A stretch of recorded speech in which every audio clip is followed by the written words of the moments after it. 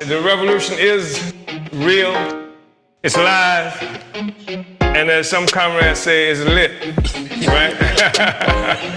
lit.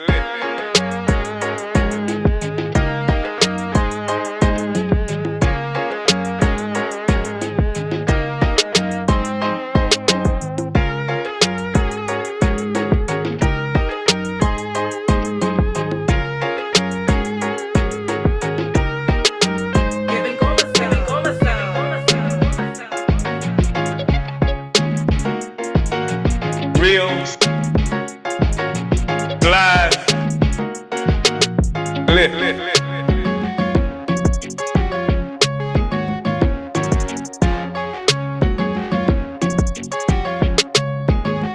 Right?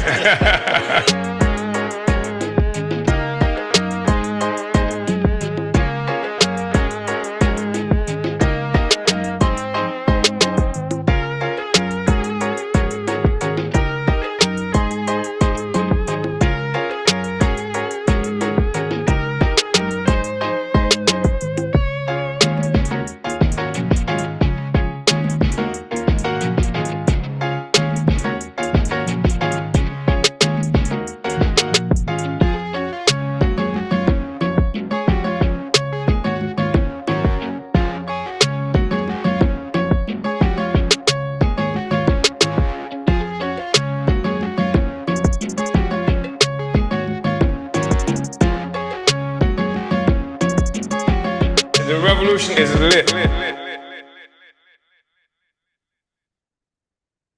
Uhuru comrades, and welcome to today's Omali Taught Me Sunday Study, live with the leader of the African Nation, Chairman Omali Yeshitela. My name is Akile Anai, the Director of Agitation and Propaganda for the African People's Socialist Party, as well as your MC for this morning. Today's episode is themed, What is the Party? Build and Consolidate the African People's Socialist Party finale.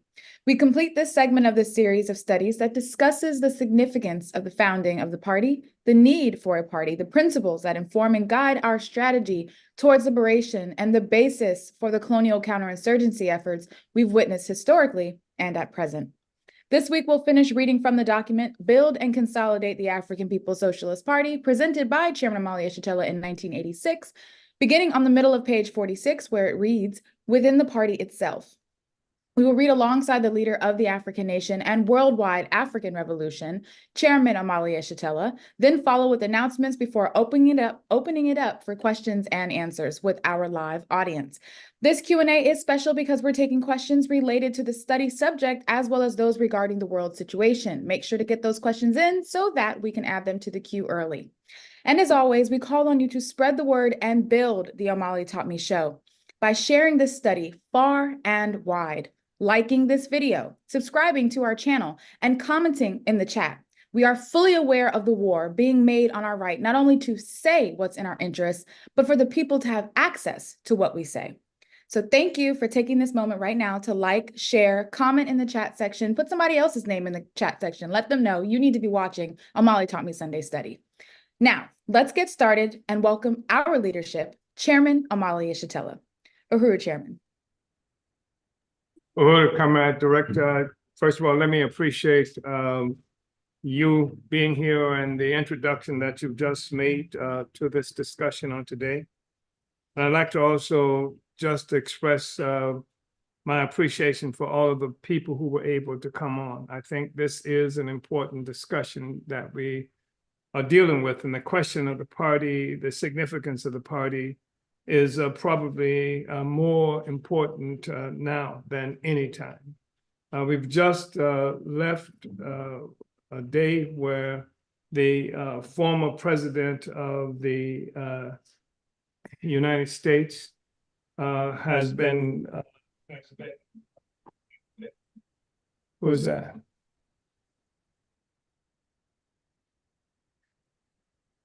Oh, I thought it was. Let's see, yeah.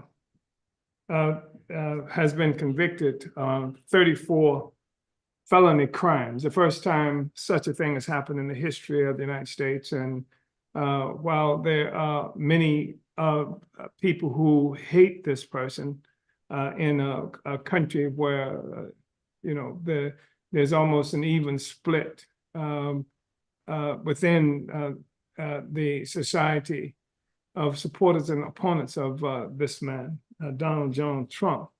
The fact is that this conviction is profoundly significant. The fact that he was put on trial is profoundly significant.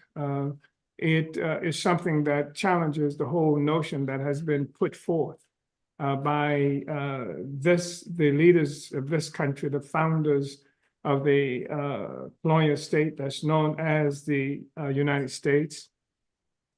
That this is a country that has championed its rise in political history as something that was ordained by gods and represents the highest expression of human rights and democracy and goodness and justice. The American way is something that has been championed for the longest period of time, as the United States would be responsible for overturning governments and throughout the world, and even as it is currently engaged in shadow wars in various places, including the continent of Africa.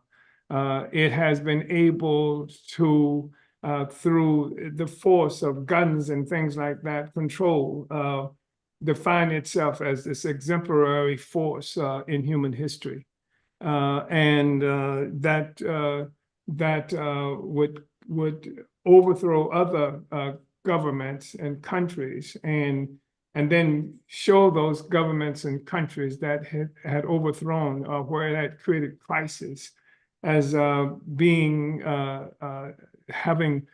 deficit, being deficient in terms of civilization and democracy, et cetera. On the one hand, it has used puppet forces that represents its interests to overturn governments, and then use the examples of those things happening as the inability of other countries to rise to the democratic principles of good old white bread America, and transfer of power that happens, they say, without any kinds of meaningful disruptions, et cetera. This is how it has put itself forward. It has talked about leaders that they have corrupted after killing and jailing people who tried to represent the best interests of our people or the people in the face of a social system that has come into existence as an antagonist, as an opponent of the rights and freedoms and resources of all the peoples of the world. We have this America that would be able to use and corrupt forces and show them as examples of comparative examples of goodness of the United States and white people in Europe versus Africa and those people that they've colonized. This is the origin of the dirty Arabs and the lazy Black people, except that's the nicest thing that they said about us. The wetbacks, the lazy Mexicans who wouldn't work. This is where all of this stuff comes from. And so now they have a situation where the facade of goodness and justice and incorruptibility is being discarded, not just by the things that people are voluntarily doing, but by things that are being imposed on a system as the oppressed and colonized are fighting to acquire our own destiny and put it in our own hands, to redefine our reality in a way that we achieve agency and become subjects of history as opposed to the objects of history that we have been defined as up to now. So we have Donald John Trump, who has been convicted on 34 felony charges in a trial that clearly is an instrument of a political campaign that's being raised by his opponent, Joseph Biden, who currently sits in a very shaky position, shaky for colonial power at large and for his presidency specifically, who has been clear does not have the support of the majority of the white people in this country, the settlers, the colonizers in this country, and where we've seen what he and his cohorts have been typically able to rely on is no longer reliable, with 20% or more of the African population polling, even going for Trump, and more of what they characterize as Hispanics. I say they characterize because they're not Spanish. They white. Spain is white. These are people who have been colonized within the Americas. More of them are trending toward Trump. Young people trending toward Trump. College campuses aflame in opposition to Joseph Biden. These are some of the things that he's having to contend with. The fact is that more and more people say they're not voting for him. More and more people say they are voting for Trump, and a huge chunk of the population becoming disinterested because they can't find representation either with Trump or Biden. So you have this really untenable situation where there's a possibility that the person who is now running for presidency, who's polling better than anybody in the critical areas of this country, polling better than the Democratic Party, could be in prison, could be jailed and imprisoned. It's a remarkable situation. And where the current president is one who is presiding over open, naked murder, brutal genocide of the people in occupied Palestine. And again, when I say occupied Palestine, I'm talking about from the river to the sea. I'm talking about the land that was occupied, that people lived on before Europeans declared that this was going to be a homeland for Europeans in Europe, and where this war was initiated against the Arab people there. So it is a critical moment. It's a serious crisis that is happening, where the U.S. president, as a means of attempting to shore up his position with African people in this country, has invited a so-called summit meeting. The president of Kenya, Ruto, in a public meeting, and this is supposed to be something that neo-colonial puppets love to be able to do. Malcolm X used to make jokes about how the presidents would invite these Negro leaders to tea, to come to the White House to tea, and how these Negroes couldn't pass up the invitation. And that's what we see with many of these characters who claim to be leaders of Africa, having to go and kiss the ring or something else of white power in the White House. And so this is something that is being done by Biden, and even his handlers have been able to say that the reason this is done is to shore up his position with Black people in this country, with the recognition greater than that of many other people in this country, of the connection, the relationship, the fact that we are a single African nation dispersed around the world, and that we instinctively know that.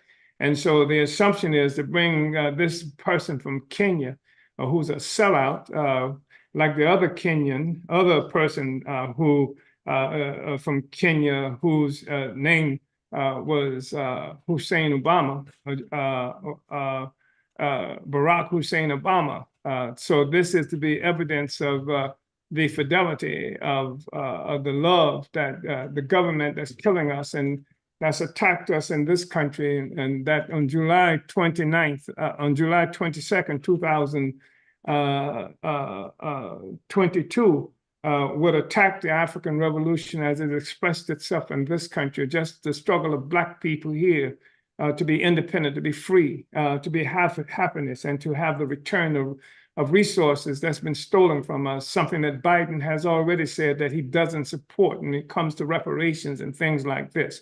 It's a critical moment in history where the current U.S. president is attempting to hold the entire colonial mode of production together, while at the same time maintaining U.S. hegemony, control, leadership of the entire system, has just given this entity of Ukraine permission to utilize U.S. weapons to bomb inside Russia, threatening the entire world. And as you know, one of the reasons the United States government has attacked me, attacked the African People's Socialist Party, the Uhuru movement, comrades Penny Hess and Jesse Neville, is my open and the party's open opposition to this war that they're making against Russia, using Ukraine as the vehicle to do that, where Russians and Ukrainians are dying in a war that the majority, that the peoples of Russia and Ukraine had nothing to do with, but it's facilitating the agenda by a colonial power that has been fighting Russia for more than 100 years, beginning at that point where the Russians had a revolution that happened in 1917 as a consequence of the growing anti-colonial struggles and movements of Africans and other people around the world and in this country. And this was the beginning of that attack. And we recognize the relationship between the attack on Russia and the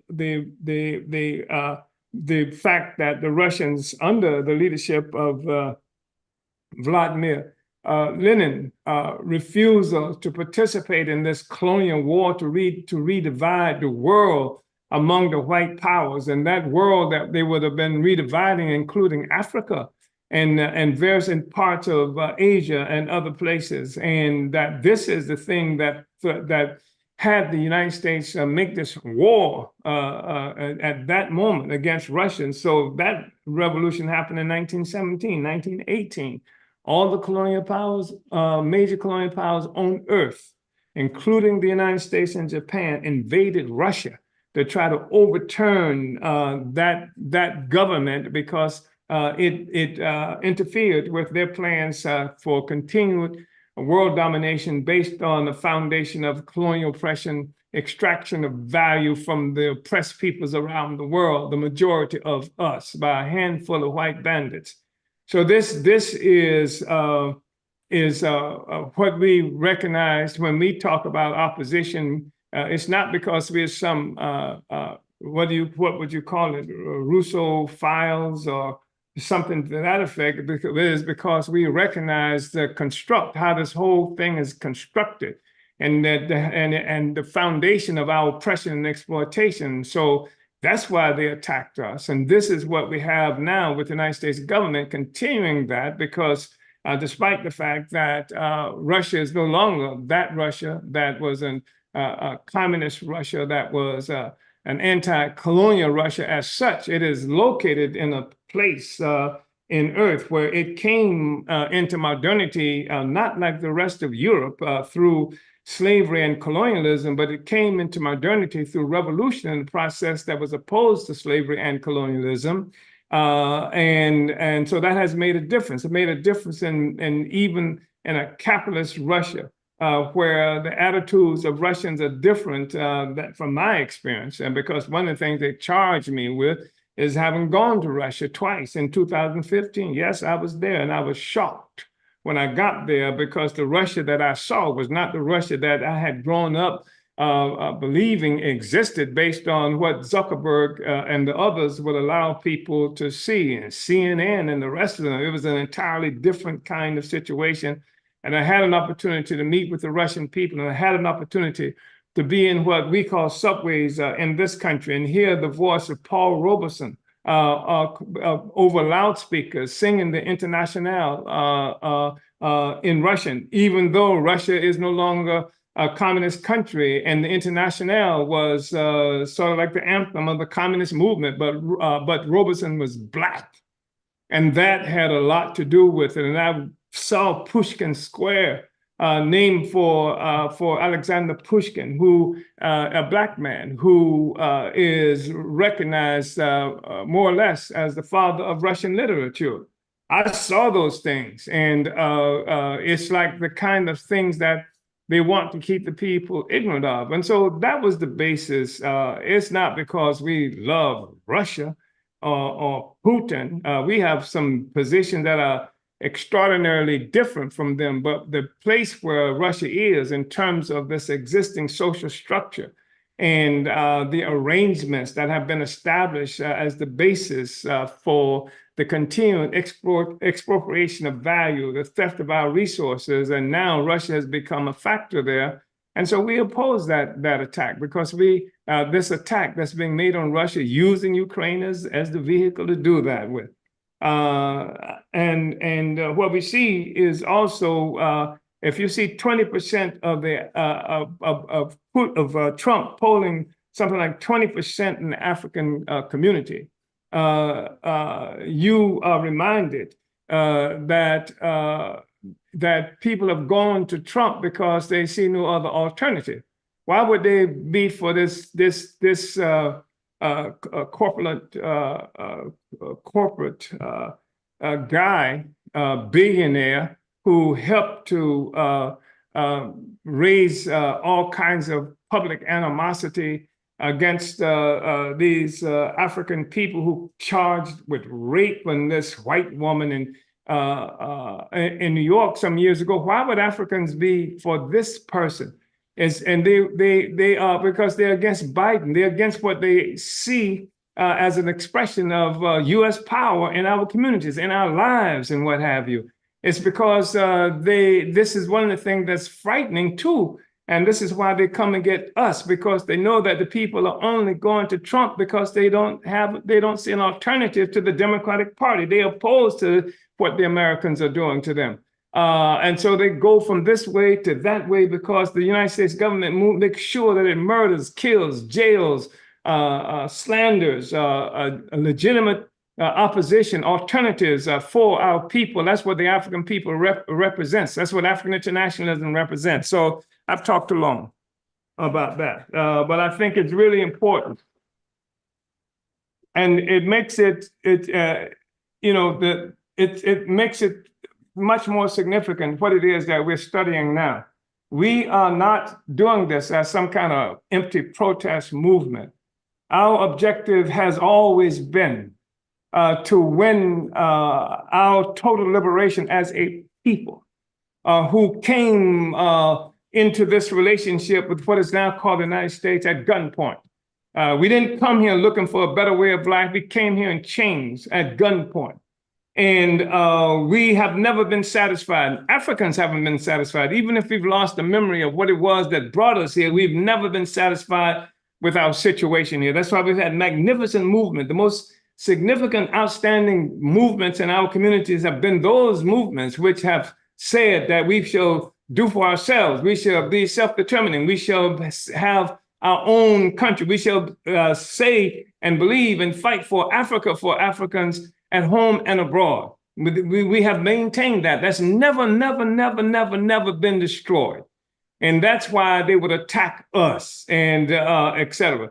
So you're looking at the United States and there's this logic that comes from the United States, that comes from most of Europe, that the beginning of history, that they are the beginning of history.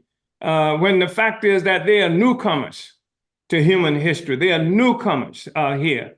And they have used the gun and the power to control much of the world and what we call education to define things in a fashion that gives the impression to many people that they are the beginning of history. That's where we have this whole thing about the how to go that Columbus discovered America. which is not a total lie. In the sense that what they came upon was not America. They named it America. They gave it that name. It was white people who called it that. America is white. Americans are white. That's where citizenship comes from. That was what designated them as citizens, et cetera. So, but that's why it's possible. You go to your history books and you read American, you hear about American Indians, you hear about Black Americans and African Americans and et cetera, et cetera. Well, that is just a ridiculous thing. What it does is retard our understanding of who we are and retard our understanding of the limits and limitations of what they characterize as white history, white power, and the history of the white people who call themselves America. Because most of us, we existed long before there was anything called an America. There were Africans. There were the indigenous people here. There were people in various places around the world. And these are newcomers who are bloodthirsty and who came upon this territory and robbed and looted and killed people in ridiculously unnecessary fashions, even if they were just thieves. You know, we've known of thieves who don't come in and just kill everybody. And then even after killing them, do everything necessary to humiliate people, to tear their bowels out, to train animals that would be able, like dogs, to train them, to tear the intestines out of the indigenous people here who would, before there were horses in this country, who would come here and jump on the back of an indigenous person and have that person ride him from place to place, because that was the power that they had, who would rape the indigenous and captured women, who would tear the babies, out their unborn babies out of their bellies and use them for bayonet practice and stuff like that. This is the real history. This is how this thing that's called America came into a being. And guess what? The ones who were doing all these things, the one who stole the land, the one who stole the people, the ones who brutalized and murdered the women and raped and pillaged, they made the law. They made the law. And every law that people are suffering from, every evidence of law that people are suffering from has its origin in this process of the emergence of white power and colonialism. I've said enough. So we have to work to win our freedom and to change this world, and to say that there's no amount of erasure of history and scratching off names that they can do to disguise the fact that there's stolen property, stolen people, stolen resources, stolen freedoms, et cetera. There's no way that they will be able to do that as long as people exist. And that's what our objective is, to win the freedom of the people. And all the peoples in the world are trapped into this relationship. And it's a parasitic relationship. Parasitism is the primary characteristic of this relationship.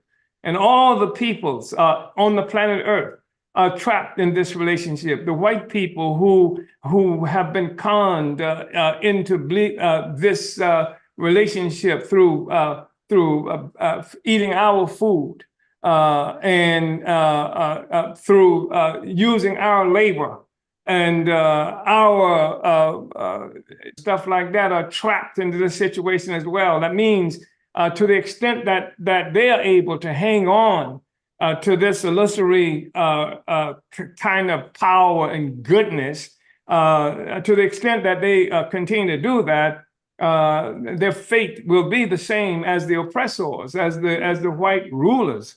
And that's one of the things that this revolution is doing, and offering white people, so-called white people, an opportunity to escape from the fate of the oppressor, because colonialism will die and colonizers will die. Because it is absolutely necessary for that to happen. Once you destroy colonialism, you destroy the colonizers, and you destroy the colonized as well. That's an absolute necessity for moving forward. That's why we have to have a party That's why you have to have an organization that's about more than just protest. That's why there has to be a recognition of what it is, how this thing came into being, how the system was born, how the ideas of the system came into existence, why they have to be challenged. And if you're really talking about freedom, and we hear this word all the time, freedom, if you're talking about justice, and we hear this word all the time, then you have to have an instrument through which you can win this freedom. And you have to have an instrument through which you can win this justice, with this justice as one of the things that's being fought for. And you have to have people who are trained and armed and who've accepted the responsibility of bringing this into existence. If you don't have that, you might be entertaining, have a lot of entertainment. You might even go to jail and prison and stuff like that, because they have put even sellouts in prison, depending upon the depth of the crisis at any given moment. But you won't have what we need. And the people need freedom. And the people can only have freedom at the expense of the existing social system, at the expense of the existing colonial system that rests upon the foundation, that has as its foundation the oppression, exploitation, and blood sucking that comes from the rest of the peoples of the world. So anyway, I guess that was an overview of sorts. So we'll now go to page 46, if I can find my way there. Manipulate my way there. We go to page 40, excuse me.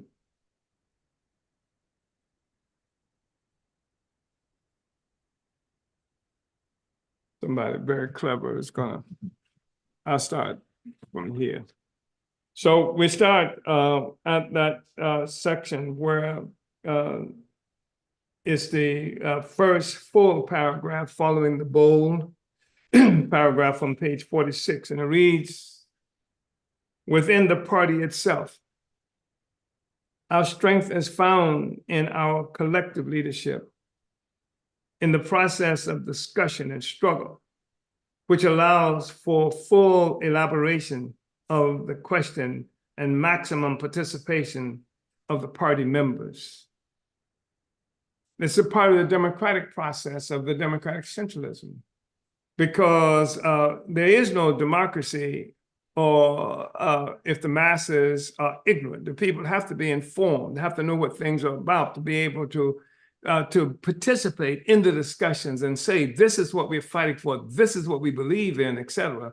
When you talk about a democracy that requires the ignorance of the masses of the people, that will burn books, that will close schools, that will make sure you can't read certain things, etc., that's not democracy. That requires ignorance, and the people cannot participate in the best possible way if they're ignorant of things. And so that's why we have this study, because we are talking about a membership in our party and our movement and people. It's an assault on colonially imposed ignorance, colonial created ignorance, because we didn't come into this relationship ignorant.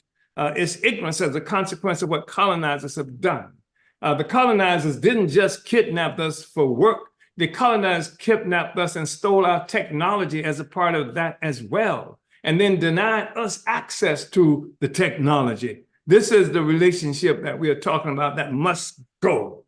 And it must go regardless of what it is that they are attempting to do to mean to the Uhuru 3, to the African People's Socialist Party and the Uhuru movement. This process, this relationship must go. So fundamental to the party's organization work is the selection of cadre and verification of task fulfillment.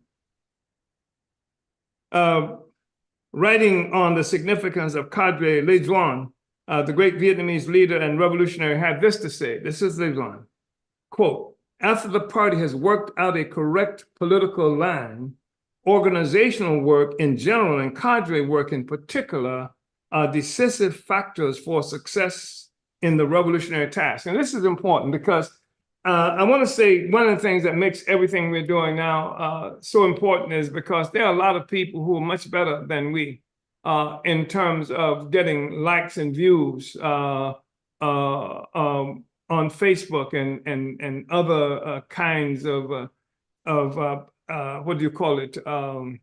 Social media platforms. But they are not talking about building cadre to carry out a revolutionary movement. For them, it is this whole thing of being able to talk about all these things that they see happening in the world and how they characterize neoliberalism is doing that, and neoliberalism, et cetera, et cetera. So we're talking about colonial mode of production that dominates everybody, and that if you're going to end it, then you have to have forces who are informed and organized and committed to a what end, not just to criticize the system, but to talk about how we deconstruct the system while at the same time we engage in building the kind of system that we need for the people to live and for the world to be free of this oppression and the ongoing threats to the environment, the threats to the earth itself, with nuclear conflagration just around the corner, if it's that far off, every day being put on the agenda, pushed on the agenda by forces who are determined to do everything necessary to keep the world the way it is, because for the colonial question is an existential question. The existence of those who have power now is dependent upon their ability to control Africa, African people, and the colonizers of the world. So what we are saying is they see our success as a death sentence for them.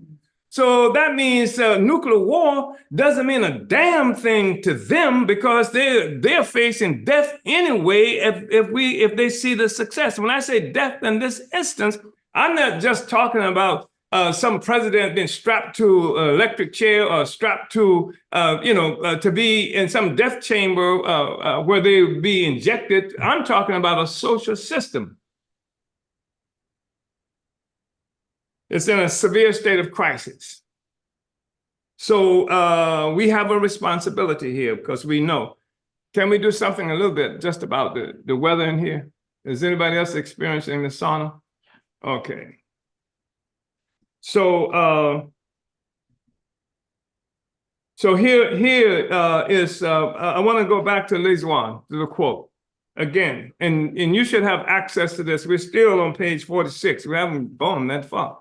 Lizuan said, after the party has worked out a correct political line, organizational work in general and cadre work in particular are decisive factors for success in the revolutionary task.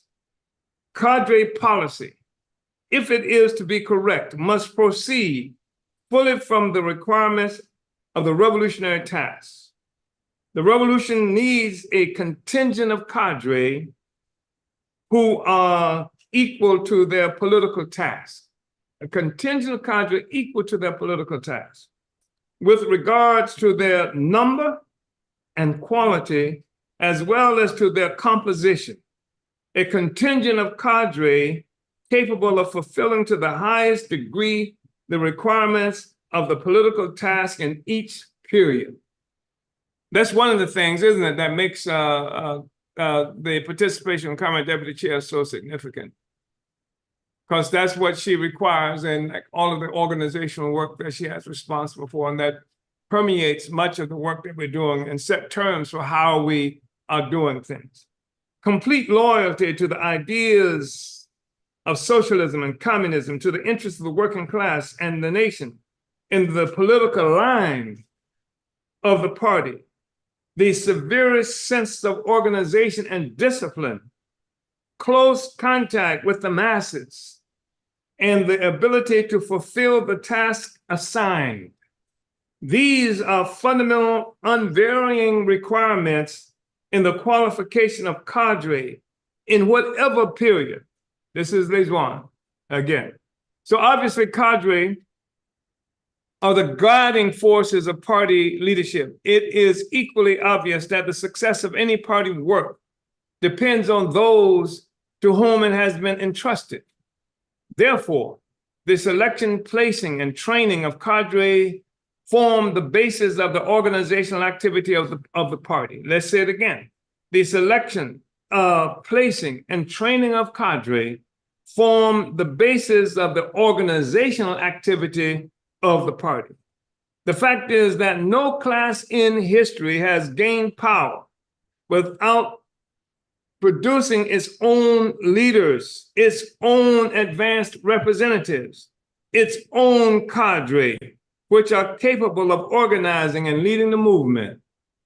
These are the forces which our party consciously and conscientiously struggles to produce. These are the cadres spoken of by V.I. Lenin, the Russian revolutionary leader, when he stated that, quote, without the dozens tried and talented leaders, and talented men are not born by the hundreds, professionally trained, a school by long experience, and working in perfect harmony, no class in modern society can wage a determined struggle.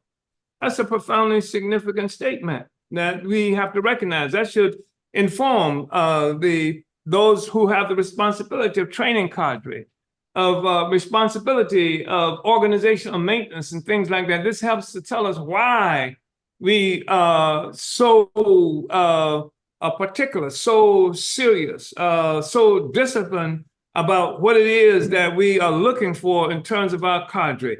We're talking about coming to power, not just, otherwise we can just train people how to be good on Facebook. And you can do that, getting a date with Zuckerberg or something like that, but the fact is that we are talking about something much more significant than that. So, and further, here's Lenin. As I assert that it is far more difficult to unearth a dozen wise men than 100 fools. This position I will defend no matter how much you instigate the masses against me for my anti-democratic views, etc. As I've stated repeatedly, by wise men in connection with organization, I mean professional revolutionaries, irrespective of whatever they have developed from among students, whatever they have developed from among students or working men. I assert, one, that no revolutionary movement can endure without a stable organization of leaders maintaining continuity. Two, that the broader the popular mass drawn spontaneously into the struggle, which forms the basis of the movement and participates in it, the more urgent the need for such organization and the more solid this organization must be. For it is much easier for all sorts of demagogues to sidetrack the more backward sections of the masses. We're going to look at something from demagogues as an example before this discussion is over. Three, that such an organization must consist chiefly of people professionally engaged in revolutionary activity. Four, that in an autocratic state, the more we confine the membership of such an organization to people who are professionally engaged in revolutionary activity and who have been professionally trained in the art of combating the political police, the more difficult will it be to unearth the organization. And five, the greater will be the number of people from the working class and from the other social classes who will be able to join the movement and perform active work in it. And that was Lenin. And further, again, we must have such circles, trade unions, and organizations everywhere in as large a number as possible, and with the widest variety of functions. But it would be absurd and harmful to confound them with the organization of revolutionaries, to efface the borderline between them, to make still more hazy the all too faint recognition of the fact that in order to serve the mass movement, we must have people who will devote themselves exclusively to social democratic activities. That's what that was characterized at that time. And that such people must train themselves patiently and steadfastly to be professional revolutionaries. Within the party, the selection of cadre for various responsibilities and tasks to be done correctly means selection based on political consideration, whether they deserve political confidence, whether they are ideologically steeled, whether they understand the party's policies and can fight courageously and their realization and efficiency, whether they can do the given work, whether they have the necessary knowledge and experience, and whether they can organize and supervise the work correctly. And this is something that I would point out in terms of where at different times the party under my leadership has failed to live up to this principle and have allowed forces who did not meet the kinds of requirements that we are talking about into leading roles. And at different times, that's partially because we were recovering from the decimation, near decimation of our movement, party, et cetera, and we're fighting to put people in places. In some instances, there were no veterans and forces that we could rely on to keep the party alive and move it forward. And so I did, certain forces to enter into the party who do not meet the kinds of requirements that we're talking about. And that's not necessarily the same thing now, but the contradictions, those that we have to be aware of. I think we have a lot more veterans and cadre who carry within them, within yourselves, the history, the leadership, and the qualities that will enable us to fight more seriously to keep anti-revolutionary, anti-party forces out. But this is something that we have to always be conscious of. And these are principles, in which, as Lezuana says, some of these are unvarying principles at any period of time that we need to fight to uphold. Leaders, party cadre are expected to develop a political approach to the solution of a problem, to be efficient in handling a job, and to be businesslike and persistent in pursuing it to the end. The constant renewal of cadre, the promotion of new trained comrades, the combination of the young and well-experienced workers in the party must be a law of party development. Furthermore, the recognition of the fact that different aspects of revolutionary work requires different abilities is essential. And we quote Lezuan here: to do cadre work well is to place a cadre in his right place and promote him at the right time and place him in the most appropriate conditions of organization, which will enable him to give full play to his talents and creativity as required by the revolutionary task. And this is actually to increase the strength of organization, because the strength of organization makes itself felt through the active and creative work of each person and constitutes a collective organized force.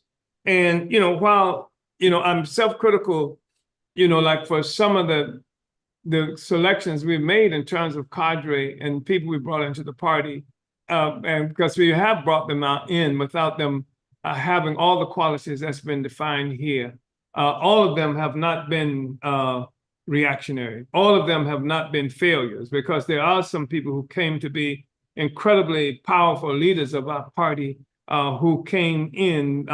We assumed we saw something in them, and it proved to be absolutely true, absolutely correct, and they represent leadership in the party right now. So sometimes it's not the easiest thing in the world to know who's going to turn out to be the best forces. We quoted Cabral, Amilcar Cabral on that too. We want the best daughters and sons of Africa in this process, but we don't always know who that is, even when we bring them in. Some party forces who have proved to be totally unfit for one task have proven absolutely irreplaceable for another task. It is important to say this because sometimes party leaders have made the mistake of judging the overall qualifications of cadre on only one aspect of his or her ability. For example, leaders have been prepared on occasion to judge a cadre by inability to make formal political presentations, recognizing only this quality while overlooking the fact that this cadre may be the best mass agitator in the organization. And because of this and other qualities has won the love and respect of a meaningful sector of our political base. And I just want to comment on that because, I'm reminded of Comrade Akin, Comrade Sammy Ray, who the party who would stand in front of an audience and stutter and couldn't make any kind of presentation, but was the best organizer, agitator in the streets that you ever want to see. It was he who brought Huey P. Newton back into the leaders. He who would harass Huey Newton on the streets when he would see him, when you're coming back to the movement, man, that kind of thing. It was Akin who did that, and he was a remarkable organizer. It was he who also made the plate when that we used for the program for Huey's funeral in 89. So Akin, he wasn't somebody who could stand up in front of an audience and make some kind of speech comfortably at all. He couldn't do that at all. But if you made a judgment based on that, and you would cut your throat the next time when you saw him out in the streets, in the community, agitating and talking to the people, organizing, and the people loved him. He became a beloved leader there. So, we have to be able to recognize that forces have certain qualities sometimes and not have other qualities and not judge them based in a limited fashion. It is also essential to understand that although I'm trying to see where we are in terms of time. So it's almost 10 o'clock. Here. And where are we, Comrade Director?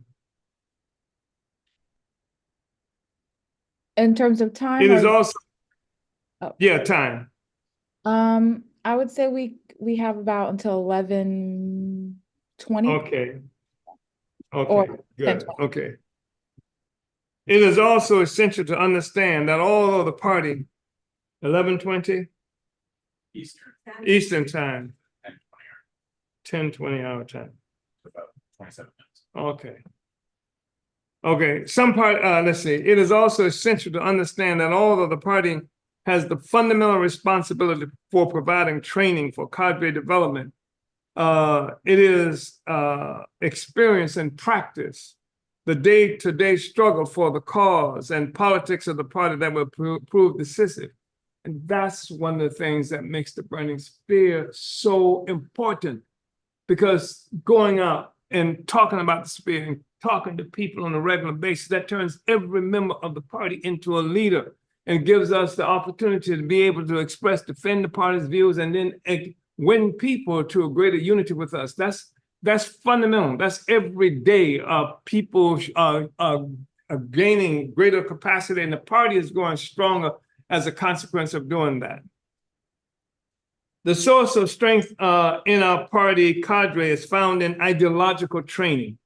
The higher the ideological level and theoretical grounding, the easier it is for cadre to find their way through difficult and unexpected circumstances.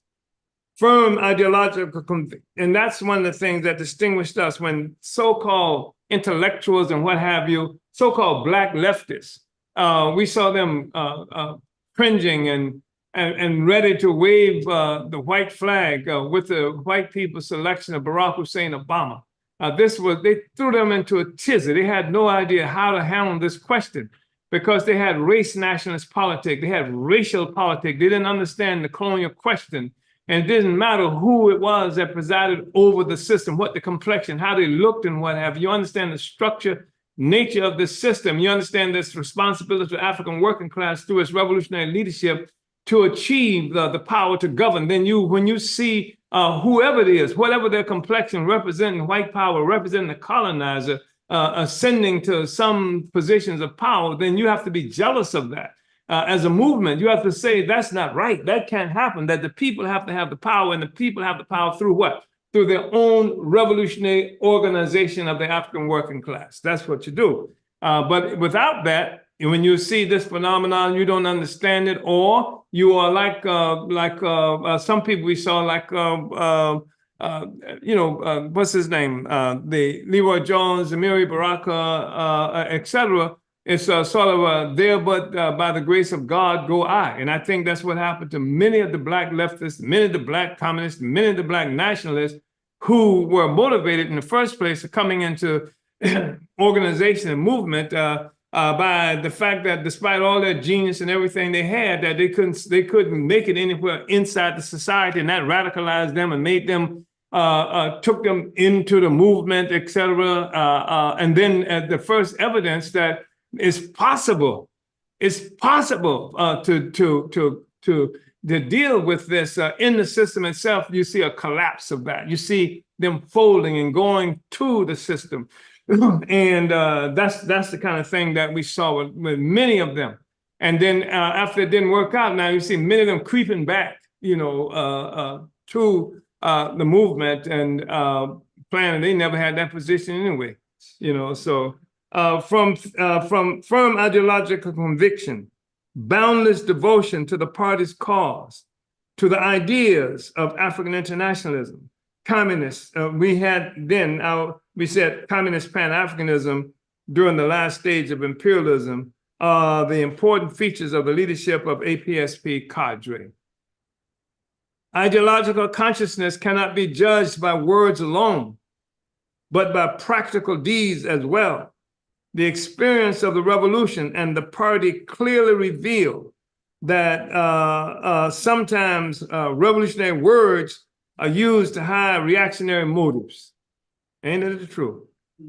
Genuine ideological conviction always produces an inseparable unity of thought and action, words and deeds, practice and theory. One of the factors which provides for the development and discipline of party cadre is the party principle of verification of task fulfillment. Some party leaders have shown some timidity around the question of task fulfillment. This liberalism has also been combined with some negativism on the part of some cadre when attempts at task verification have been made in the past. Yeah, and that's that thing. Why are you always criticizing me? Why are you always asking, did it get done? And is it done? That kind of stuff, However, this liberalism on the part of leaders and negativism in cadre must be totally overthrown. Now, to test men, this is, and verify what has actually been done. This alone is now the main feature of all our activities of our whole policy. Work or task control and or verification is a necessary function of leadership. The fact is no resolution will ever change anything without the organization of its fulfillment. Verification of task fulfillment disciplines our cadre, raises the sense of responsibility for the jobs entrusted to them, and it is an instrument of ongoing cadre education. The most important source of the party's strength and invincibility is our permanent links with the people. In this regard, the party is unlike any other party within current U.S. borders. It is a feature of the party's identity which most annoys liberals and reformers who claim revolutionary credentials. It is a feature of the party's identity that rejects political connections, quote unquote, and comfortable arrangements with respectable and responsible politicians and loyal oppositionists as substitutes as substitutes for the real power which comes from a real independent relationship with the Black working class made conscious of its birthright and revolutionary historical mission. I've been talking about this lately with various comments. This is a critical thing. You can't, you go to meetings, and this used to disturb me all the time. You go to meetings, movement meetings, and around this question, that question, you know everybody in the goddamn room. You know all of the organizations, you know them by name and what have you. And the fact is that the vast majority of Africans are not organized, not by us anyway.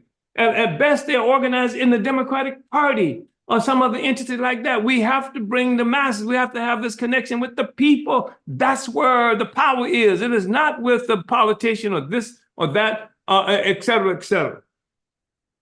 So thus, there have been occasions in recent history when large sectors of the organized petty bourgeoisie posing as communists have been extremely upset with the party when they considered disruptive because of our refusal to depend on a strategy of relying on a sector of the U.S. imperialist Democratic Party or Congress for resolutions of the contradictions driving the peoples of the world into a greater state of poverty, desperation, and general spiritual and material deprivation.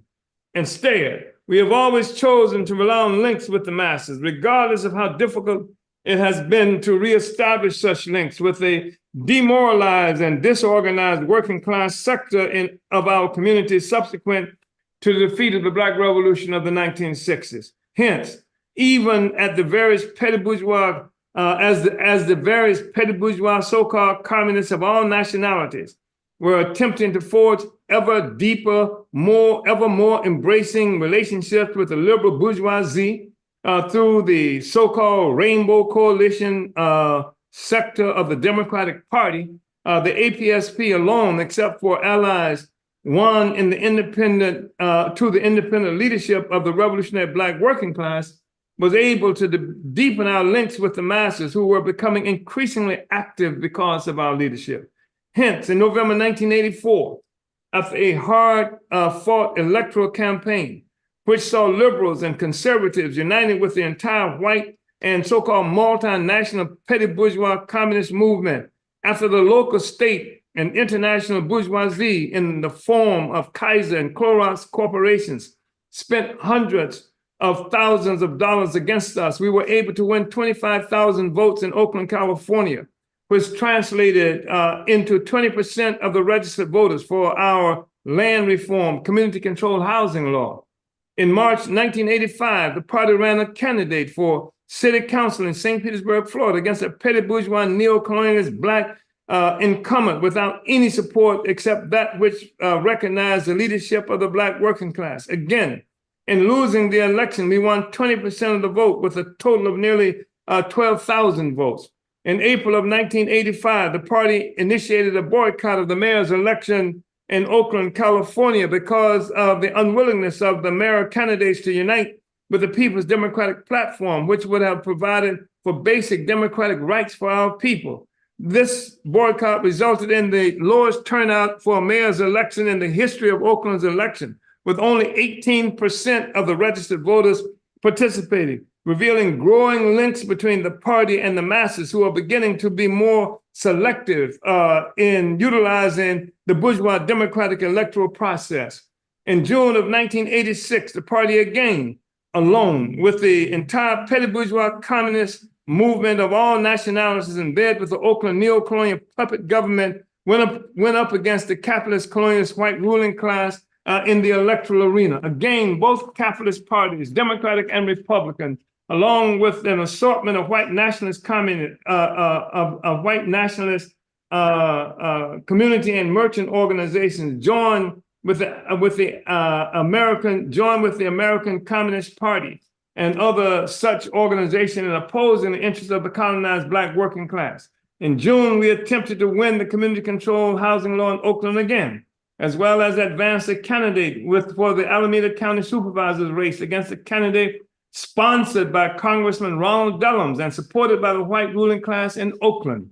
The 13,000 votes won by the party won in the Oakland election translated again into slightly more than 20%, but equally important as the fact that a fifth of the registered voters supported the Revolutionary Black Working Class Party was the fact that the 20% vote was consolidated in particular precincts where the party had based its work for the last several months. The fact is that the party's links with the masses are not only deepening in a general sense, the links are leading to greater organization and consciousness of the masses and a general consolidation of the strength of the party. In the county supervisor's race, which extended into areas of the county where the party had no base, and most of the so-called movement has simply written off as unapproachable redneck territory, the party was able to win 3% of the vote. However, the real significance of the race is to be found in the party's determination to use the electoral race to deepen our links with the masses by projecting a mass leader who raised up a concrete program with the interests of the people, stemming from the Black working class base at its center.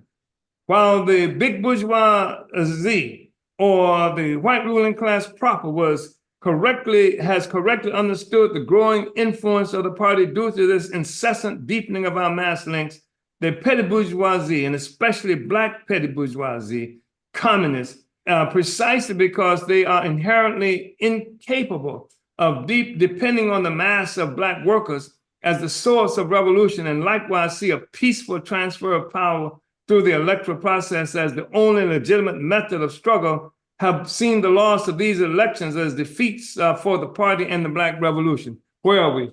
How are we doing? What time am I supposed to be through? You How have many? about 13 minutes. 13 minutes, Chairman. 15? Oh, all right on. However, the Black workers and the party know better. They remember a time before the emergence of the political liberal big shots and the petty bourgeois communists, when the workers had real revolutionary movement, which raised up the active participation of Black workers as non-dependent leaders of our own communities and our own movements. The Black working class, to oppress colonized Black people, stuffed into the sweltering tenements, long for those days of struggle and leadership again, and they appreciate the party and unite with us precisely because we are rebuilding the integrity of our communities and raising up the independent power of our movement. Such links with the masses are constantly being forged and in 1,000 different ways on the campuses and in prisons and communities throughout the US, in the factories of Paterson, New Jersey, on the streets of Philadelphia, Pennsylvania, etc. During the Chinese Revolution, Mao Zedong addressed the significance of such links with the masses in this manner, quote, "Anyone who does not attach enough importance to this central task is not a good revolutionary cadre. If our comrades really comprehend this task and understand that the revolution must at all costs be spread throughout the country, then they should in no way neglect or underestimate the question of the immediate interest, the well-being of the broad masses. For the Revolutionary War is a war of the masses. It can be waged only by mobilizing the masses and relying on them. I earnestly suggest that we pay close attention to the well-being of the masses, from the problems of land and labor to those of fuel, rice, cooking oil, and salt. The women want to learn plowing and harrowing. Whom can we get to teach them? The children want to go to school. Have we set up primary schools? The wooden bridge over there is too narrow and people may fall off. Should we not repair it? Many people suffer from boils and such ailments. What are we going to do about it? All such problems concerning the well-being of the masses should be placed on our agenda. We should discuss them, adopt and carry out decisions, and check up on the results. We should help the masses to realize that we represent their interests, that our lives are intimately bound up with theirs. We should help them to proceed from these things to an understanding of the higher task which we have put forward, the task of the Revolutionary War, so that they will support the revolution and spread it throughout the country, respond to our political appeals, and fight to the end for victory of the revolution. That was Mao. The mass organizations are the transmission belts from the party to the people. Work in these organizations and winning them over to the side of the party is one of the first duties of an African internationalist. The party is the leader and teacher of mass organizations of the oppressed and colonized working people. The party elaborates the correct political line, defines the task and directions of the political work, and strengthens the mass organizations with leading personnel. The African People's Socialist Party has also had to assume the responsibility of building mass organizations for the people subsequent to the defeat of the Black Revolution of the 60s, the defeat that was also experienced as destruction of many of the genuine mass organizations founded to address the material contradictions of U.S. domestic colonialism. National welfare and tenants organizations, as well as various other popular formations with an emphasis on the needs and aspirations of the impoverished and oppressed African working class, were destroyed.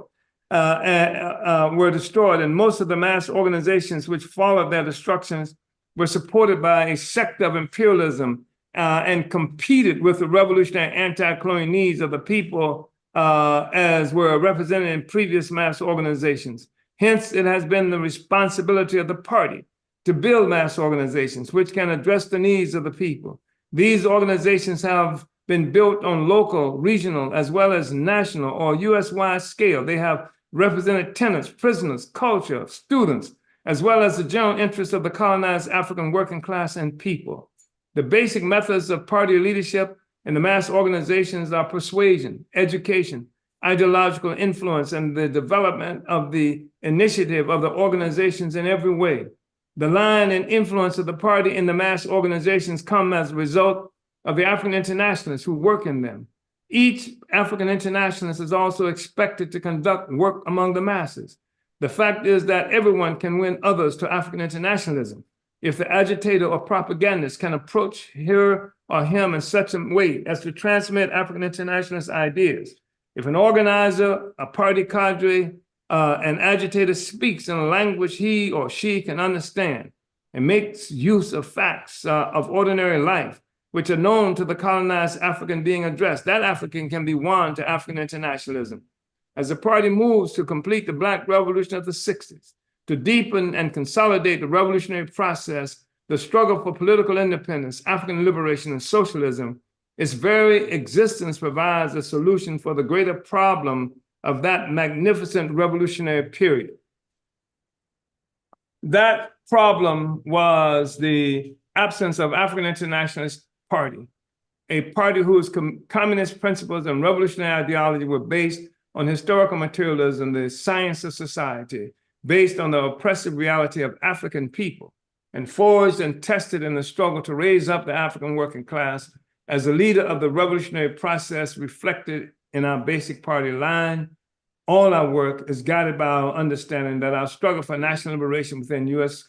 borders is an integral part of the whole African liberation movement, that the African liberation movement itself is a part of the great contest between the ever-emerging forces of international socialism and the dying but not yet dead forces of imperialism, that the particular character of the African liberation movement within the U.S. is a struggle against U.S. domestic colonialism, that the destruction of colonialism led by a conscious Black Revolutionary Socialist Party would constitute the critical blow for the struggle for socialism within U.S. borders. Uhuru.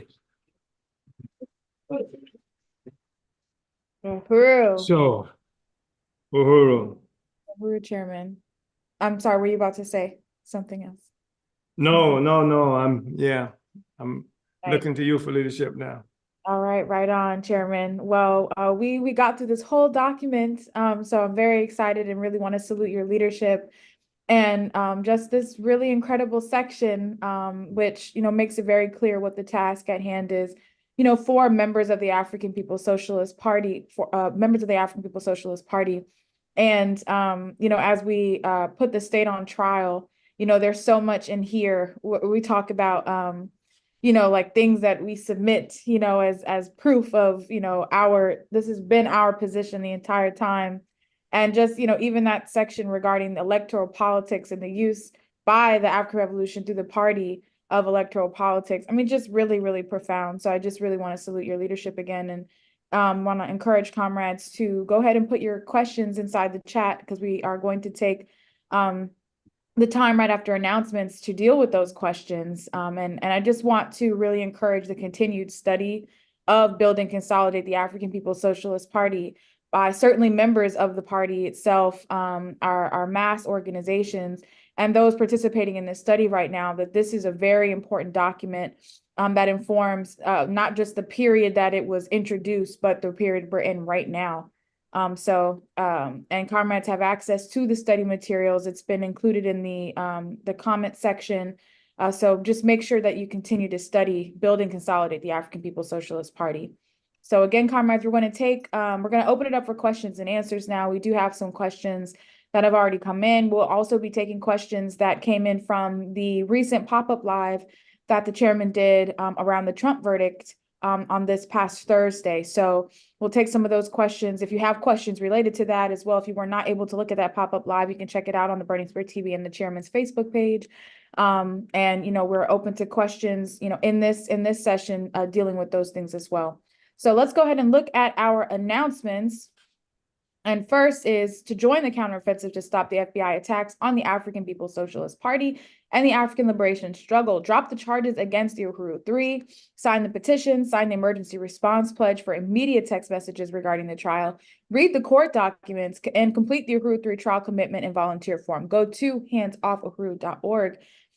And we're calling on all out for the Uhuru 3 trial set for September 3rd in Tampa, Florida. We are 91 days away from trial and calling on all of you to sign up to attend the trial or volunteer. Sign up at handsoffuhuru.org/trial to let us know where you will be, to let us know that you will be there, and expect more information very soon about how we will wage this fight back on the ground. Make the demand to drop the charges on the Uhuru 3 and prepare to put the colonial state on trial. Again, go to handsoffuhuru.org/trial to complete the commitment form. On Tuesday, June 4th at 6 p.m. Central Time, come to the Hands Off Uhuru mass meeting launching the campaign to build a massive show of support for Chairman Omali Yeshitela and the Uhuru 3 at the September 3rd trial at the Tampa Federal Courthouse. Guest speakers include Chairman Omali Yeshitela, APSC Chair Penny Hess, and USM Chair Jesse Neville, the Uhuru 3, and the Leonard Peltier Ad Hoc Committee. Register for this event at handsoffuhuru.org/register. On Thursday, June 6th at 6:30 p.m. Central Time, the Uhuru Solidarity Movement hosts a Poets Against Genocide open mic night. Lift your voice in solidarity with African, Palestinian, and oppressed peoples from Gaza to North St. Louis at the Uhuru Solidarity Center in St. Louis, Missouri, and live streaming on the Uhuru Solidarity YouTube and Facebook. You can RSVP at tinyurl.com/poetsagainstgenocideJune. On Saturday, June 8th at 2 p.m. Eastern Time, 11 a.m. Pacific Time, the Hands Off Uhuru Academic Committee and the Black is Back Coalition Education Working Group presents Black Education and the Struggle for Anti-Colonial Free Speech, featuring guest speakers, Chairman Omali Yeshitela, Professor Robin Kelly, Professor Sharice Burden-Stelly, and Betty Davis of the Black is Back Coalition Education Working Group, hosted by Matsamela Odom, Hands Off Uhuru Academic Committee Chair and Africana Studies Professor. You can register at handsoffuhuru.org/Black Studies. The Black Power Blueprint is launching the Black Power Vanguard's Girls Summer Basketball Program. We are recruiting coaches and girls to participate. If you are in St. Louis, Missouri, please spread the word, especially to get our young participants. Our goal is to have 20 girls between the ages of 11 and 14 participate in this program this summer. Call 314-380-8016 or email info@blackpowerblueprint.org. The June issue of the Burning Spear newspaper is out. Digital subscribers, the digital edition is available to view in your account, and print subscribers, your copy is on the way. And to our regular distributors, your bundles are also on the way. If you haven't ordered yet, get a bundle of 25, 50, 100, or more to sell and mobilize those in your community. Go to theburningspear.store where you can order a one-time or recurring bundle. And make sure you like and subscribe to the Burning Spear TV on YouTube to catch every episode of the Omali Taught Me Sunday Study. A big Uhuru thank you and salute to all who attended the Uhuru 3 Southern California tour In Los Angeles and San Diego, the African People's Socialist Party's West Region and Hands Off Uhuru Fight Back Coalition salutes all who gave the Uhuru Three a warm Cali welcome, raising the demand to drop the charges on the Uhuru Three, fund the legal defense, and all out for the trial. An Uhuru Tours and Speakers Bureau is an institution of the African People's Socialist Party that coordinates events and tours for Chairman Omali Yeshitela and other party speakers and leaders. Book Chairman Omali and other Uhuru Movement speakers for your campus or organization now. You can email info@uhurutours.com or call 727-914-3621. And lastly, for more events not listed here, go to theburningspear.com/events to see our Uhuru Movement calendar, to see everything happening within the African People's Socialist Party and the Uhuru Movement. So comrades, that concludes our announcements for today. And we're going to go ahead and get now into those questions. And I want to acknowledge where people are tuning in from, and drop your location in the chat so we can shout you out. We have Lakeland, Florida, St. Louis, Missouri, Fort Myers, Florida, Chicago, Illinois, Snellville, Georgia, Collegeville, Tampa, Florida, Gainesville, Florida, Fresno, California, Grenada, West Indies, San Diego, California, Largo, Florida, St. Petersburg, Florida, Orange County, California, Delaware, Philadelphia, Pennsylvania, Oklahoma, Brooklyn, New York, Sacramento, California, Montreal, Canada, Minneapolis, Minnesota, and Occupied Azania, aka South Africa, all tuned in with us today. Thank you, comrades, for joining us. And now we're going to take a look at those questions. So the first ones we're going to take, Chairman, are those that came in from the pop-up live this past Thursday. And there was one question that, basically challenged the definition of so-called, Indian or Native American reservations as concentration camps. Challenges your and our position that these reservations are actually concentration camps for Indigenous people. And the basis for that, they said that the current, this is Frank, this was Frank on YouTube. So the current Native American reservations are not concentration camps because the Native Americans in those reservations may enter and leave as they please anytime they wish. It's not like Gaza, where that is a concentration camp, because those Palestinians cannot leave or enter as they please. He continues, there was, though, ethnic cleansing and genocide of Native Americans during the 1700s and 1800s by the US government, where Native Americans were forced onto those reservations and not allowed out of them. But these days, the Native American reservations are not concentration camps. And closes with, perhaps you'd like to provide me evidence showing that the current Native American reservations are concentration camps. So, Chairman, I'll go ahead and turn that over to you. Again, that's Frank on YouTube.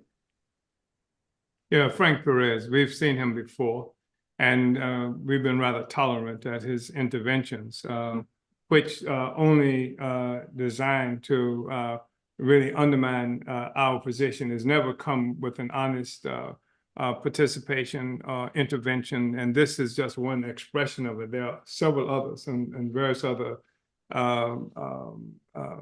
venues that we've been in. I just want to say that most of the indigenous people would be quite surprised that Frank has made a determination of the freedoms, the new freedoms that have been achieved by the indigenous people on their own land, where when you talk about a concentration camp, you can say the very presence of the indigenous people in this land today is like a concentration camp. Being able to go and come when they please is nonsense. The fact is, ask Leonard Peltier, who's been locked up now for almost 50 years. He's Lakota. He's not a Native American, not an American. You, Frank, sound like an American, who attained whatever it is that you have as a consequence of taking the land and resources from the indigenous people and locking them into this current state of existence. So you're talking about they can leave and come when they want to, when the very areas that they're locked into have been defined by oppressors, by colonizers, and what have you, and by people who presume to have the power to tell people whether they are living in a concentration camp or not. The fact is, that's the reality that we are dealing with. It's a very extraordinary kind of, well, it's not extraordinary. In fact, it's common. It's a typical kind of disingenuous thing that on the one hand to proclaim unity with the oppressed while on the other hand, doing everything you can to undermine the significance of the struggle of the oppressed. And so you have concluded that things were pretty bad during the 1700s and the 1800s by the United States government, where the so-called Native Americans are forced into reservations, but are not allowed out of them. But these days, the Native American reservations are not concentration camps. What is a reservation, Frank? What is a reservation except an area reserved for the traditional historical custodians of this land? And for you to make that kind of statement is an ongoing part of the way that you would attack the African liberation movement and me and the ideological basis for our struggle that unites with the struggles of the colonized people in Gaza, Palestine, and the colonized people whose land we all sit on, including you, Frank, and definitely the so-called reservations that we are talking about are probably not as well off as wherever the hell it is you live, Frank. The reservations, we're talking about something like a lifespan that's some in the 30s, where many instances people do not have water, easy access to electricity and things like this. And so you're going to now somehow show how they are so much better off today than they were in the 1700s and the 1800s. According to who, Frank? According to who? You know, and you're talking about, I just want to say that this thing about Native Americans, and I know Lakota and I know Diné. These are indigenous people and their self-identification that I think is extremely important. And this whole category that's been imposed on them, like Black Americans, Frank, is just, it's the colonizer that's done that. And you acting as an instrument of colonial propaganda and philosophy. So I hope, Frank, that was satisfactory. And I'm not sure we're going to let you have access to us in this fashion moving forward. I just wanted to do it today. Overall, thank you, Chairman. And, I just wanted to, say also, and, comrades that we've been working very closely with the Hands Off Uhuru campaign, and just, we talk about evidence, we look at Leonard Peltier and the fact that, this comrade is, in prison right now, fighting, to be free for the reason of fighting for the liberation of this land and indigenous people. So just wanted to, say that as well as a part of this response, but really, really appreciate you, Chairman, for taking that on. Because I do think that it is significant, and, that we raise that and to show the unity that we have with, colonized and oppressed peoples all over the world. So thank you, Chairman. And let me just say that we've said in the past that African people in this country are like a nation behind bars. And we've got prisons throughout this country of African people, of Mexican people, of indigenous people. If the Africans, Mexicans, indigenous people were released from the prisons in this country, it would reduce the population by something like 2/3. And you want to talk about being able to leave and come when they want to on concentration camps. I think you've helped to define that the prisons themselves function as concentration camps. Indigenous people are there, African people are there, Mexican people and others like us are there, Frank. So, it's really disingenuous what you are trying to do. And we're not going to allow you to waste this kind of time with us, going forward. But we're open to struggles and discussions and honest intervention. But Frank, we see you on I don't know how many platforms coming with this kind of stuff to try to undermine us to whatever audience you can get on our platform. Create your own platform, Frank, and make these arguments, or go back to your own platform to do this. You can't use ours anymore. Uhuru. True, Chairman. Right on. And our next question from that pop-up live was actually two questions from Anduhar, I hope I pronounced that right, on YouTube, asked two questions. Again, this was related to the live that you did summing up the Trump verdict and much more, summing up much more. It's yeah. So this question was, when will you join Jill Stein and Cornel West? And also, Biden just put a puppet in charge of Haiti. How is this legal? That's Andujar on YouTube. Well, yeah, I just want to say, comment on two things. One, by Stein and Cornel West, within the general progressive movement, as it might be characterized in the United States, are contesting for the same thing. They are contesting for the presidency, if you will, in this upcoming election. We have this June spear that was just announced, that Comrade Director just mentioned. You will see a picture on the front page and a teaser of Jill Stein, me, and I think others from the Uhuru Three. We have had relationships with Jill Stein, Green Party, and what have you. That's been quite good. And she was in St. Louis, Missouri, recently, within the last few weeks, where she was arrested when the students on campus protesting Biden's war against the people of Palestine, and she was beaten by police, arrested, and when she got out of jail on bond, members of the Uhuru movement were there to greet her at 3 or 4 o'clock, 2 or 3 o'clock in the morning. And beyond that, Jill came out solidly after being released, before going to prison, in solidarity, going to jail in solidarity with the struggles of the Uhuru Three and the struggle against colonialism.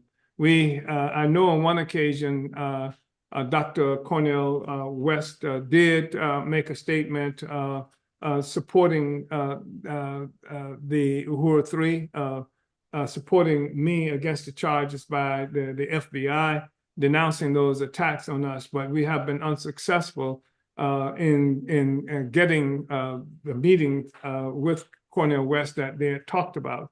So we're not opposed to Cornel West, and we're really glad that he has stepped forward. He and Jill Stein, in fact, the only two politicians that who are in office now who have come out in support of our cases. So I don't know what more we might say about working with how joining Jill Stein and Cornel West. I don't know, what more might be meant by that. And again, they're two separate campaigns, but they exist within a broadly defined progressive movement in this country. And Stein has really stepped forward and come out, and as I said, been beaten by police here, jailed by police here, and charged with beating the police. And then even after all of that, came out strongly denouncing what the government is doing to the Uhuru Three. So there is a definite relationship that's there. And then Biden just put a puppet in charge of Haiti. And how is this legal? And part of what this speaks to is what we've been saying all along, that there are not a lot of different colonialisms. There is a colonial mode of production where the world is divided more or less between the colonized and the colonizers. And the colonized, the reason we are colonized is because somebody else has power, some other entity, some foreign alien force has asserted power, and violently asserted power over our lives, Haiti being one of the glaring examples of that. And it means that they have the ability, they've fought for this against Africa and Haiti for I don't know how many years now. So the thing is that the state legalizes itself. The colonizer, by virtue of being the colonizer, legalizes itself. The colonizer makes anti-colonial activity illegal. It's the colonizer that put Nat Turner on trial for leading a struggle to end slavery. It's the colonizer that declared that Patrice Lumumba had to be killed because he was a communist, they said. It's the colonizer who overthrew Nkrumah in Ghana. It was a colonizer who attacked us on on July 29, 2022. So they make their own laws, and now it's the colonizer who's taking us to trial, taking me to trial for fighting against them for 50 years, more than 50 years against colonialism. And so to say, how is this legal? How is any damn thing they do legal? How is what they've done to the indigenous people legal? How is holding Leonard Peltier legal? How is holding Abu Jamal? How is holding H. Rap Brown legal? How is putting and intending to put me on April 3rd, intending to put me in prison for life legal? Because the colonizer makes the law. The oppressor makes the law. And if the colonizer makes the law, it's going to be colonial law. And if the oppressor makes the law, it's going to be oppressive law. And that's how that happens, Anduha. So, I hope, anyway, that was something that made sense to you in terms of response. Uhuru. Uhuru, Chairman, thank you. And thank you to Comrade Andujar for that question. And we did link in the article regarding Jill Stein that you mentioned, Chairman, into the chat. And that's it from the pop-up live. So we're going to go ahead now and look at questions from today's study. This one is, this first question is from Comrade Arthur on YouTube. Asks, can you give an example of a party position and a task that position must carry out in order to maintain party integrity? That's Arthur's question. Let me see. Perhaps I can, it's a rather general kind of question, but let me say that the party has had a position for a long time that our movement refuses to be divided or to accept attempts to divide the African population based on false, phony distinctions put forth by our oppressors that would make somebody's sexual orientation a defining thing, that would split the African nation and split the working class based on sexual orientation. We lost an entire party organization in Paris, France around that question. The party's position with the selection by white power and white people of Barack Hussein Obama as the president of the United States, the party's position that identified it as a neo-colonial strategy that was designed to take our revolution away from the people and to offer up a false or phony kind of solution. It's the kind of thing that Malcolm X would have referred to as a pacifier. A baby cries, you stick a pacifier in the child's mouth, and it's not going to provide any milk at all. It's just an assumption that because it's got something in its mouth that could quiet it for a while. And when we took that position, we lost the party organization in Long Island and in Baltimore, party members. So that was our position. That was the correct position. Increasingly, people in Long Island and Baltimore recognize it was correct now. They didn't recognize it at the time. And so that's the thing that I think we meant, Arthur, when part of it, when the party has a particular line and then it becomes a responsibility of members of the party to carry out that particular line. And people can be ingenious in how you want to do that, how you want to make that point. We're not saying that you have to, we didn't even necessarily put forth an exact kind of means or method or tactic that people should use. You can be creative in creating tactics to expose that and to deepen the revolutionary potential of the people. Because one thing, as an example of the Obama thing, I want to make this point, is that African people, the vote for Obama represented a certain kind of incipient nationalism, because Black people voted for Obama because he was Black, and they thought that was going to make a difference. And so that says something to us about how we could go into that process, taking advantage of the sharp consciousness that, again, was given an active existence with this Obama thing and take it places where Obama never could take it and take it out of their hands, or at least move toward taking it out of their hands and taking a revolutionary trajectory. And the other thing I want to mention is at the very same time, the colonizer is doing everything necessary, everything it can to unite the colonizers. The ruling class is doing everything possible to unite all the colonizers against the colonized of the world. They're trying, because they have a struggle, that issue they've been fighting for years now, the growing fracturing of the colonial society, of the colonizer society. And had women's struggles, homosexual struggles, all of them being used to critique the existing system and stuff like that. This is what was going on. And at the same time that, there's this movement, this false movement, this intervention by colonizers, even if in disguise, to split African people around sexual identity and female leadership and stuff, which is another thing they've assaulted us about. At the same time, what are the colonizers doing? They are making it possible for women to come into the military, women to be over the police department, same-sex marriages, all this other stuff to unite the colonizer population, to unite all the colonizers if they can, because their objective is to keep a united base of colonizers in the face of all this struggle about colonized people around the world, while disuniting us, while feeding things that would contribute to disunity among the rest of us. So I made that point, comment author, but the basic point, I hope I know I moved beyond the question that you just raised a little bit, but I'm trying to say that the party's line is usually based on some kind of scientific assessment and not just on some kind of personalized and subjective sentiment.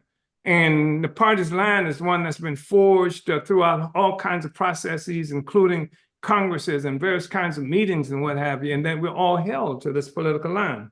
And even if we don't necessarily quite get all of it at the moment, that's what the unity, the cadre development, and our structures and things require us to hold on to the line. And when we don't do that, we break party discipline. We act in a way that's certainly not cadre, anti-cadre way. And so, Arthur, I hope I didn't stray too far from the question that you raised, Uhuru. Uhuru, Comrade Arthur, thank you for your question, and thank you, Chairman. We have just a couple of minutes left, and we have just some really important questions and comments that I want to make sure we get to. Also, shout out to Oakland, California, London, United Kingdom, and Zambia, Southern Africa, who have checked in with us today. Chairman, this comment, there's actually a question, is from Jaribu on YouTube, who asks, or who says, Daruba bin Wahad has called for a united front against fascism. Intention is good, but it doesn't call the fight against colonialism, nor has it included the African People's Socialist Party. Is the and would the APSP be interested if asked? That is from Jaribu. Well, we've been working for a long time to create an anti-colonial force, unite the anti-colonial movement here in this country. I think we've done a relatively good job up to this point. The hands-off of Uhuru gave us an extraordinary opportunity to do that. And so much of that is occurring. And like you said, what Comrade Daruba is talking about does not speak to the colonial question. He talks about fascism, and what we understand is that fascism is simply a form of the colonial state, that, you have to talk about coming out against fascism simply puts us in a situation of fighting against one colonial sector of the colonial power versus another sector of the colonial power, and colonialism is the problem itself, and that there's nothing really new to the situation that's being defined as fascism in this country and in the world today, except that it is now more ubiquitous. What happens to the colonized people? There's nothing new. There's nothing that even approaches what happens to with George Floyd's and knees in the necks of white people and the numbers of people who they got locked up in these prisons and stuff like that, being Black and colonized people. There's nothing approaching that happens to white people in this country, and that's colonialism. And so we're saying that we welcome, everybody who wants to participate in this struggle against colonialism, recognizing this being the primary target that we have to be involved in, and that we oppose any other kinds of repressive laws, et cetera, that are there. But we really want to invite those people who are experiencing fascism to join in the struggle against colonialism. And that's been the problem historically. That's why Amilcar Cabral, in responding to the Portuguese, when Portugal had much of Africa under colonial domination, and Portugal was a fascist country itself, and responding to the white left there who said that we had to fight against fascism, that would end colonialism. And Cabral made the statement, he didn't know about that. He was really sympathetic with the struggle against fascism, but the struggle that African people were involved in was the struggle against colonialism. And that he knew for sure that if you destroy colonialism in Africa, fascism would fall. And that's what happened. And that's exactly how that happened. And the other thing is, I want to remind everybody here that some of the greatest anti-fascist fighters that we saw during the Second Imperialist World War were colonizers. It was France, like they're fighting against fascism, et cetera, who had much of Vietnam under colonial domination, that had much of Africa under colonial domination, that had much of Algeria under colonial domination. There was no discussion of fascism as it related to what they were doing to us in all these places. So it was colonialism. And if they want to get to the essence of the colonial question, of the fascism question, then look to colonialism. Because what you see when you look at what they characterize as fascism is a breach in the basic liberal democracy that supposedly came into existence through colonialism, that provided all these rights for the colonizers. You see that liberal democracy fracturing and bleeding and what have you as a concept, because the colonial contradiction is seeping into it, because the colonial contradiction is the essence of the capitalist question, the essence of the capitalist contradiction. So I don't know where else to go with that comment, author. And because the work that we've done, including building the coalition that I just mentioned, the Hands Off Uhuru movement, including the Black is Back coalition, we're trying to pull all the African forces together. The work that we've done has been open to anybody who wanted to unite with it, including Comrade Daruba. Uhuru Chairman, and that was Comrade Jaribu. Jaribu. Jaribu, okay, yeah, Jaribu, okay. Thank you so much. I'm sorry, Jaribu, I got the name written here and just wanted to rename you. I act like a colonizer. Uhuru, and thank you for the question. Yeah. Act like Frank. Uhuru, we've got two more questions in for today, so let's see if we can get them in. And actually, it's more like three, but this person asked two. So this is Prester on YouTube, who asks, what's our position on private for-profit Russian mercenary militaries with mining divisions in Africa? And part two, are we to believe Russians managed to develop a corporate business model that includes African liberation? I don't believe anybody has a corporate business model for African liberation.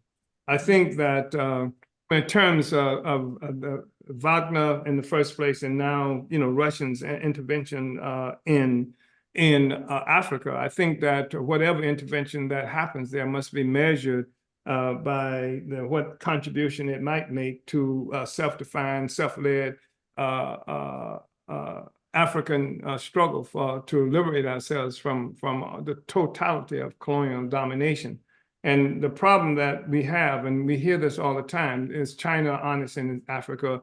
Is the Russian having good intentions for us? Well, the question of the honesty and intentions of Russia and China is secondary to the organizational strength, power, and ideological clarity of an African revolution. That's why we've been building the African Socialist International, so that we assume responsibility for the leadership of the struggle for Africa. And we require African people ourselves to achieve that. Now, part of what is happening, of course, is that the presence of Russia and China weakens the grip of the existing powerful colonizers on the continent of Africa. And so we say right on for that. We appreciate that. And we don't join with those that course that would suddenly find something wrong with China and Russia being in Africa, partially as an argument to undermine any effort that may be occurring to weaken the historical colonial domination of Africa. Our thing is Africa, as Garvey said long time ago, Africa for Africans at home and abroad. And the way you achieve that is not just with slogans, but to organize the African Socialist International. So what we are doing is, you mentioned just a moment ago that I think it wasn't Namibia, but I forgot the place where the Africa, where the question, where was it? Zambia. Gambia? Oh, good. Zambia. Yeah. I think that's the thing is that Africans, we are building the Zambia front of the African Revolution and the Ghanaian front of the African Revolution, and the U.S. front of the African Revolution. All of us participate in the African Revolution. Our objective for the whole African nation has to be the liberation of Africa, the unification of Africa and African people globally under the leadership of the African working class and its revolutionary parties. That's the African Socialist International. So that's my response to that, comrade. Is that Presto that we were talking to? So yeah. So it doesn't even matter what their intentions are. What matters is what our intentions are. What matters is whether or not we have enough confidence in our ability to achieve agency to liberate our Africa and liberate our people and take our resources so they can benefit Africa and go into relationships that we want to go into, that we define. We will have this relationship based on our own capacity. In the 1960s, it was a bit different in the sense that there was really a genuine communist international kind of movement. And for a while, there were communist parties that were uniting around the world with the objective of defeating the whole capitalist, as they characterize imperialist enterprise. But what has happened since that, with the defeat of the Black Revolution of the 1960s, we see most of the movements that might be characterized as progressive not trying to overturn the social system in relationship with it, but trying to make it work better for them. And it will never work better for us. It will never work better for us, any more than welfare for Black people in this country. Welfare for Black people in this country is to take us off the point and to make us dependent further, deepen our dependency on white power. So anyway, comment, Presta. I know it was a very long kind of response, but I hope it was hopeful. Uhuru. Thank you, Comrade Prester. Thank you, Chairman. Also, I just wanted to acknowledge Jaribu's response. Says thank you for that very clear response, Uhuru. And our last question comes from Comrade Don in Orange County, California. And the question is, there was a huge Trump rally in Huntington Beach. How are rich white people seeing Trump as fighting crises? And that'll be our last question, Chairman. How are rich white people seeing what? Trump fighting crises. Yeah, because that's a good question. Trump is the Ronald Reagan of this moment. Ronald Reagan came into significance for white people in the wake of the extraordinary struggles of colonized people happening everywhere. It was in wake of the success in 1979 of the movement in Iran that overthrew the Shah, that had been propped up by put in place and propped up by U.S. imperialism. It was in the wake of the successful Nicaraguan revolution and the fledgling revolutionary movement in El Salvador. It was in the wake of the people in Panama reachieving control over the Panama Canal and things like that. And every time you see any success by colonized peoples of the world, of what happens is it demoralizes much of the white population that owes its sense of significance to the fact that the white people, in this instance, as characterized as America, dominates the world. That is a powerful ideological thing that white people get born into. It's not that white people would say, "Hey, let's teach this kind of reaction." This get born into this understanding, of America and its power, et cetera. And when peoples begin to take their freedom from America, it has certain implications. One, it's an economic impact. Because the economy of the colonizers requires being able to suck the resources of those people they got locked into some form of servitude, recognized mostly as colonialism. So that's one of the economic thing.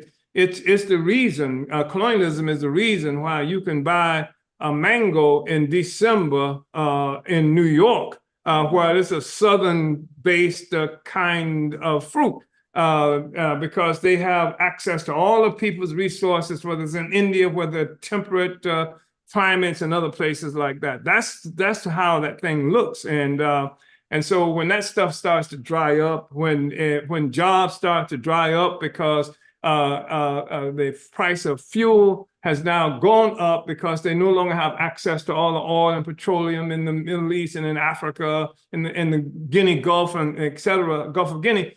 This becomes economic problem that also impacts on the whole notion of America, the beauty, the wonderful, et cetera, et cetera, et cetera. So it demoralizes white people.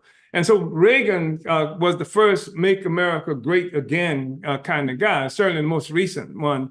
And he was going to take back the Panama Canal. He was going to keep the struggles from developing further, from Nicaragua, El Salvador. It was his administration that had determined that henceforth people would not be characterized as freedom fighters. They were going to characterize them as terrorists.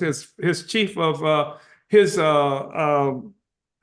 did you call this guy? Who was the primary force that over U.S. foreign policy in the administration, Secretary of State was a general, Alexander Haig, which was best kind of testimony of what he was going to do. So that was Ronald Reagan, and he was really elevated. They love Reagan today. This guy Barack Hussein Obama held up Ronald Wilson Reagan today. Reagan was a thug. He was the one who defined welfare queens and stuff like that, making a war against Black people in this country and the most impoverished sector of the population. He was the one that made the war against the Black Panther Party. So that was Reagan during that era.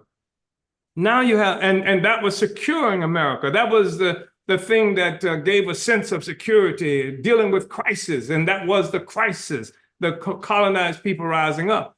The crisis today has been the same, and Trump is making America great again. And his crisis is reflected right now, of course. Obviously, I mean that crisis at this moment is obviously with what we see happening.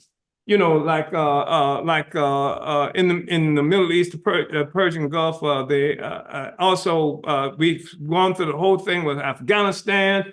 That was part of the loss of favor and significance. Venezuela, these struggles of peoples every place around the world, that undermines the sense of significance and greatness and wonder of the white population and of America. And then obviously the thing in Gaza contributes to that too. So what Reagan did, his strategy was kill everybody, crush everybody, use all that kind of power. That's what Trump is saying. So this is how you're going to be secure, because we're going to do all these things. And then you got the Biden and the other sector of the bourgeoisie that wants everybody dead too, but they will open the door for those they want dead to participate in their own death. So, you can be now a part of the problem and a part of the solution at the same time under Biden. So the Trump provides that kind of security, that sense of security, that dealing with crisis, because the crisis is something that comes about as a consequence of colonized peoples everywhere, including in this country, fighting for our liberation. And Biden is not somebody who will not use the guns. He introduced the gun. People talking about what the fascists are doing in terms of Trump and what have you, but it was Biden, who wrote the so-called omnibus crime bill that has more than 100,000 cops. You're talking about police violence. Biden has made statements recently at the university there in Atlanta about police killings and all that. But Biden is the one who initiated. He's the one the people were killed by Biden's cops, by his strategy and stuff like that. So each of them are trying to stabilize the situation happening in the world. Biden is the one who's threatening nuclear war today, who's doing stuff that threatens nuclear war today. So that's his way of trying to stabilize and end the crisis, because part of the crisis extends to the fact that Russia now is challenging the hegemony of the United States. China is challenging the hegemony of the United States. That's why you can't use, that's why TikTok is under assault, etc. This is the kind of situation, so you got Biden and Trump vying to stabilize the system from different perspectives and attempting to utilize different social forces to make that happen. So Don, hopefully, Uhuru. Yeah. Uhuru, Chairman, Uhuru, Comrade Don. Is that my Don that I'm speaking to? Out there in the West Coast? This is Don. We just saw Don. Yeah, Uhuru Don. Yep, Uhuru. And Uhuru to comrades tuning in from Alaska. Right on. Glad you're on with us. And New Orleans, Louisiana. We're now Right going. on. Yes, right on. We're now going to go ahead and wrap up today's study, Chairman, and wanted to see if you have any further closing remarks before we go ahead and shut it down today. September 3rd, Tampa, Florida. All roads lead to Tampa, Florida. Drop the charges now. Hands off Uhuru. Hands off Africa. Uhuru. Uhuru, Chairman. And like you said, our responsibility right now, we put in the state on trial right now. And, our responsibility is to make the September trial untenable. So we have to be, around building the hands off Uhuru counteroffensive and the demand to drop the charges on the Uhuru 3. So comrades, go to handsoffahuru.org/trial for all of that information and let us know that you intend to be there and that you intend to fight back. And I really want to salute this incredible discussion that we were able to have today. I want to thank the Amali Taught Me Show team. And whether you are watching on Facebook, YouTube, Twitch, or X, previously known as Twitter, we are glad to have you on with us. And I want to, of course, salute the brilliant leadership of our chairman, Amalia Shatella. Make sure to follow the chairman on Facebook, Twitter, TikTok, Twitch, and Instagram, and subscribe to the Burning Spirit TV on YouTube to catch every episode of the Amali Taught Me Sunday Study. Uhuru, comrades, relentless, vanguard up. Vanguard up.